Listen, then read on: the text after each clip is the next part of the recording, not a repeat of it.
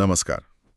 अ, आज हम एक बहुत गहरे सवाल पर बात करने वाले हैं। जी। एक सवाल जो अक्सर हमारे मन में उठता है कि अगर हम ईश्वर का अंश हैं, तो फिर वो ईश्वर जैसी असीम शक्ति वो हमें क्यों नहीं दिखती? हम्म। ये सवाल सिर्फ किताबी नहीं लगता, है ना? हम्म। बहुत पर्सनल है। हाँ हाँ, बिल्कुल बहुत व्यक्तिगत है ये, क्योंकि रोजमर्रा की जिंदगी में तो हम अपनी सीमाएं देखते हैं ना, अपनी कमजोरियां, अपने संघर्ष। बिल्कुल। और फिर जब हम ये सुनते हैं कि भाई दिव्यता तो हमारे अंदर ही है, तो एक कंफ्यूजन सा होता है, लगता है ये कैसे। सही कहा।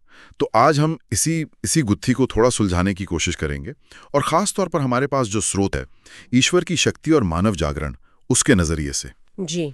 देखते हैं कि ये स्रोत इस मुश्किल विषय पर क्या खास कहता है। कोशिश रहेगी कि इसके जो मुख्य विचार हैं उनको समझें। हाँ बिल्कुल, हमारा मकसद सिर्फ अलग अलग मान्यताओं को दोहराना नहीं है, बल्कि ये देखना है कि ये जो स्रोत है हमारे पास, ईश्वर की शक्ति और मानव जागरण, ये कैसे इन सब विचारों को जोड़ता है और ये समझने में मदद करता है कि ये जो दिव्य शक्ति की बात होती है, अगर वो है तो छुपी हुई क्यों लगती है, प्रकट क्यों नहीं होती। हाँ, तो इसी स्रोत के जरिए इस यात्रा पर चलते हैं। चलिए। अच्छा, तो शुरू करते हैं। स्रोत का जो एक कह सकते हैं केंद्रीय विचार है, वो ये है कि शक्ति हमसे छीनी नहीं गई है। वो हमारे अंदर ही मौजूद है, लेकिन उसे जगाने की, पहचानने की जरूरत है। सही। ये विचार वैसे नया तो नहीं है, पर स्रोत इसे जिस तरह से रखता है वो ध्यान देने लायक है। हाँ, स्रोत इस बात पे काफी जोर देता है कि ये कोई मतलब ऐसी क्षमता नहीं है जो बस पड़ी हुई है, इसे सक्रिय करना पड़ता है, इसे विकसित करना पड़ता है। विकसित करना पड़ता है। जी। स्रोत में एक बीज का उदाहरण है, शायद आपने पहले जिक्र किया था। हाँ हाँ, वो बीज वाला उदाहरण। स्रोत कहता है कि जैसे एक छोटे से बीज में एक पूरा विशाल पेड़ बनने की संभावना छिपी होती है, लेकिन उसे सही माहौल चाहिए होता है, मिट्टी, पानी, धूप, ये सब। बिल्कुल। और स्रोत यहाँ पोषण के रूप में ज्ञान, साधना, भक्ति, इन सब का जिक्र करता है। पर एक बात और जोड़ता है। क्या? कि ये पोषण सिर्फ बाहर की चीजें नहीं है, मतलब सिर्फ पूजा पाठ या रस्में नहीं। अच्छा। बल्कि ये एक आंतरिक बदलाव की प्रक्रिया है, अंदर से बदलने की बात है। जैसे सिर्फ बीज बोना काफी नहीं, जमीन को भी तैयार करना पड़ता है, उपजाऊ बनाना पड़ता है। ये बहुत महत्वपूर्ण बात है, आंतरिक परिवर्तन। स्रोत यहीं से फिर अलग अलग आध्यात्मिक परंपराओं को देखता है। हाँ। ये समझने के लिए कि वो इस आंतरिक बदलाव की प्रक्रिया को कैसे समझाते हैं, हिंदू दृष्टिकोण से शुरू करें। हाँ बिल्कुल, हिंदू परंपरा में तो ये विचार बहुत स्पष्ट है, अहम ब्रह्मास्मि। जी। जिंदगी में ये अनुभव क्यों नहीं होता, कहाँ अटक जाती है बात? स्रोत इसका जवाब ढूंढता है गीता के एक श्लोक के विश्लेषण में। श्लोक है, मैं सब प्राणियों में समान रूप से स्थित हूँ, हाँ। परंतु जो मुझे भक्ति से भजते हैं वे मुझ में हैं और मैं भी उनमें प्रत्यक्ष प्रकट हूँ। अच्छा। स्रोत यहाँ इस पर टिप्पणी करता है कि देखो, समान रूप से स्थित होना एक बात है, ये तो यूनिवर्सल ट्रूथ है। जी। और प्रत्यक्ष प्रकट होना यानी उसका अनुभव होना, वो दूसरी बात है। और ये प्रकट होना निर्भर करता है हमारी चेतना की अवस्था पर, हमारी भक्ति की गहराई पर, हमारे ज्ञान की स्पष्टता पर। ओह अच्छा, तो मतलब ईश्वर की उपस्थिति तो सब जगह है एक तरह से। हाँ। लेकिन उसे अनुभव करना वो एक व्यक्तिगत साधना या उपलब्धि है, उसे कमाना पड़ता है। हाँ बिल्कुल सही कहा आपने। स्रोत इसे योग्यता का प्रश्न बनाता है। योग्यता? जी। जैसे मान लीजिए घर में बिजली का कनेक्शन तो है, पावर हाउस से बिजली आ रही है, लेकिन बल्ब जलाने के लिए घर की वायरिंग ठीक होनी चाहिए, स्विच सही होना चाहिए और आपको स्विच ऑन करना पड़ेगा। सही बात है। तो स्रोत यहाँ ज्ञान योग, कर्म योग, भक्ति योग, इनको सिर्फ रास्ते नहीं मानता। तो फिर क्या मानता है? इनको वो आंतरिक वायरिंग ठीक करने और स्विच ऑन करने की प्रक्रिया के रूप में देखता है। ये सिर्फ जानना नहीं है कि मैं ब्रह्म हूं, बल्कि वैसा होना है, उस स्थिति तक पहुंचना है। वाह, ये व्याख्या इसे काफी व्यवहारिक बना देती है, सिर्फ थ्योरी नहीं लेती। जी। अच्छा, अब देखते हैं कि स्रोत इस्लामी दृष्टिकोण के बारे में क्या कहता है। वहां भी तो इंसान को अशरफुल मखलूकात यानी सबसे श्रेष्ठ रचना कहा गया है। हाँ बिल्कुल, स्रोत इस बात पर ध्यान दिलाता है कि इस्लाम में माना जाता है कि अल्लाह ने इंसान को अपनी सूरत पर बनाया है जी, और उसे अक्ल दी है, यानी सोचने समझने की, सही गलत में फर्क करने की क्षमता। स्रोत के अनुसार यही सूरत और अकल, वो दिव्य चिंगारी या नूर है जिसकी हम बात कर रहे हैं। अच्छा, ये नूर। हाँ, पर स्रोत इसके मकसद के बारे में भी कुछ कहता है कि ये शक्ति क्यों दी गई है? हाँ, ये बहुत जरूरी बात है। स्रोत इस पर बहुत जोर देता है कि इस्लामी नजरिए से ये नूर या ये शक्ति ये व्यक्तिगत अहंकार के लिए या दुनियावी ताकत हासिल करने के लिए नहीं है। तो फिर किस लिए है? इसका मकसद है अल्लाह की मर्जी के मुताबिक जीना, नेकी, इंसाफ और दूसरों की सेवा, इस रास्ते पर चलना। स्रोत एक सूफी कथन का भी जिक्र करता है। हाँ, अपने दिल को साफ करो, तुम्हें अल्लाह का अक्स वही नजर आएगा। तो यहाँ भी वही बात आ गई, दिल की सफाई, आंतरिक शुद्धि। बिल्कुल। स्रोत इस दिल की सफाई को कैसे समझाता है? मतलब क्या है इसका? स्रोत के अनुसार दिल की सफाई का मतलब है उसे दुनियावी इच्छाओं से, नफरत से, लालच से और सबसे बढ़कर नफ्स यानी अहंकार से पाक करना। जब दिल कह सकते हैं पर्दों से, आवरणों से आजाद होता है, तभी वो अल्लाह के नूर को महसूस कर पाता है। हाँ, स्रोत इसे सिर्फ एक नैतिक जरूरत नहीं बताता, बल्कि अल्लाह से जुड़ने की एक अनिवार्य शर्त बताता है। ये दिलचस्प है कि कैसे स्रोत अलग अलग परंपराओं में भी ये जो आंतरिक शुद्धि का विचार है इसे एक कॉमन धागे की तरह देख रहा है। जी, बिल्कुल। अच्छा, अब ईसाई दृष्टिकोण की बात करते हैं। बाइबल में आता है कि God created humans in his own image. ईश्वर जी इंसान को अपनी छवि में बनाया। हाँ, स्रोत इस ईश्वर की छवि या इमागो डे वाली बात को उठाता है, लेकिन साथ ही उस बारीक अंतर को भी स्पष्ट करता है जो ईसाई धर्म ईश्वर और इंसान के बीच मानता है। क्या अंतर? कि ईश्वर असीम है, सर्वशक्तिमान है और इंसान को सीमित बनाया गया है, उसे सीमित शक्ति दी गई है। सीमित? तो क्या ये एक कमी है? नहीं, स्रोत के अनुसार ये सीमा कोई कमी नहीं है, बल्कि एक उद्देश्य के साथ बनाई गई व्यवस्था है। और वो उद्देश्य क्या है स्रोत के हिसाब से? स्रोत कहता है कि ये सीमा हमें मौका देती है सीखने का, बढ़ने का, अनुभव करने का और सबसे जरूरी प्रेम करने का और ईश्वर पर निर्भरता को समझने का। अच्छा। अगर हम भी असीम शक्तिशाली होते तो शायद विनम्रता, विश्वास, प्रेम जैसे गुणों की जरूरत ही महसूस नहीं होती। बात तो सही है। स्रोत इसे एक तरह के आध्यात्मिक ट्रेनिंग ग्राउंड की तरह देखता है, जहां हम सीखते हैं। और इसमें स्वतंत्र इच्छा, फ्री विल, उसकी क्या भूमिका है? स्रोत क्या कहता है इस पर? स्रोत स्वतंत्र इच्छा को इस पूरी प्रक्रिया के बिल्कुल केंद्र में रखता है। केंद्र में? हाँ, इंसान को यह आजादी दी गई है कि वो अच्छाई चुने या बुराई। स्रोत तर्क देता है कि हमारे यही चुनाव यही तय करते हैं कि हम ईश्वर की उस छवि के कितने करीब जी रहे हैं। हर चुनाव या तो हमें ईश्वर के पास लाता है या उनसे दूर ले जाता है, और ये शक्ति के साथ जो जिम्मेदारियां आती है ना, उसका पहला पार्ट है। यानी चुनाव करने की क्षमता, यही हमें नैतिक और आध्यात्मिक प्राणी बनाती है। अच्छा, अब बौद्ध दृष्टिकोण की तरफ चलते हैं। बुद्ध ने कहा था कि हर इंसान में बुद्धत्व है, यानी ज्ञान प्राप्त करने की क्षमता। जी। स्रोत बुद्ध की इस शिक्षा को लेता है और समझाता है कि बुद्धत्व कोई बाहर से मिलने वाली चीज नहीं है, तो वो हमारी अपनी ही असली प्रकृति है, जो अभी ढकी हुई है। किस चीज से ढकी हुई है?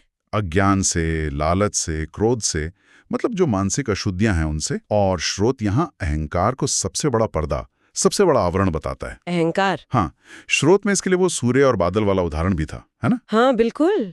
स्रोत उस उदाहरण का इस्तेमाल करता है, लेकिन उसमें एक खास बात जोड़ता है। क्या? वो कहता है कि बादल सिर्फ सूर्य को ढकते नहीं है, वो बनते भी सूर्य की रोशनी से ही हैं, मतलब पानी का वाष्पीकरण। हाँ, सही बात है। इसी तरह हमारा अहंकार, हमारी अशुद्धियां, वो भी उसी मौलिक चेतना की ही बिगड़ी हुई शक्लें हैं। अच्छा, करना है, उन्हें समझना है और रूपांतरित करना है, बदलना है। हाँ, साधना का मार्ग उन बादलों को हटाने का है, ताकि वो जो अंदर का सूर्य है, आत्मा का प्रकाश, वो स्वाभाविक रूप से प्रकट हो सके। ये बहुत सूक्ष्म लेकिन महत्वपूर्ण फर्क है, नष्ट करने के बजाय रूपांतरित करना। अच्छा, तो इन सभी दृष्टिकोणों को स्रोत के नजरिए से देखने के बाद क्या कोई एक साझा सूत्र, कोई कॉमन पॉइंट उभरता है? हाँ, बिल्कुल। स्रोत यहाँ पर एक बहुत ही, कह सकते हैं, रोचक संश्लेषण, एक सिंथेसिस प्रस्तुत करता है।